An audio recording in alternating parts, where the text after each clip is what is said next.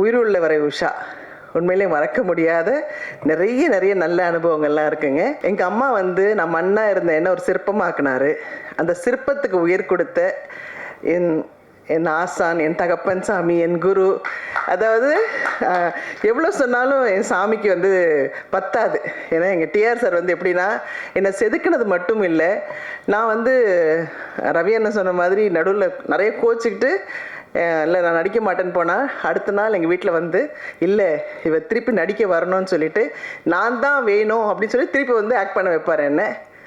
அதுக்கப்புறம் திருப்பி அங்கே இருக்கிற ஒரு சில ஆர்டிஸ்ட் என்ன பண்ணுவாங்க, அவங்களோட சிஸ்டர்ஸ்லாம் கொண்டு வந்து நடிக்க வச்சாங்கல்ல சார், எல்லோரும் நடிக்க வச்சாங்க.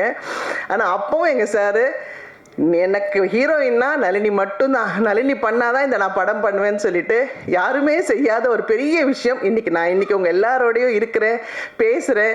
எல்லாத்துக்கும் ஒரே காரணம் என் சாமி டிஆர் சார் மட்டும்தான்.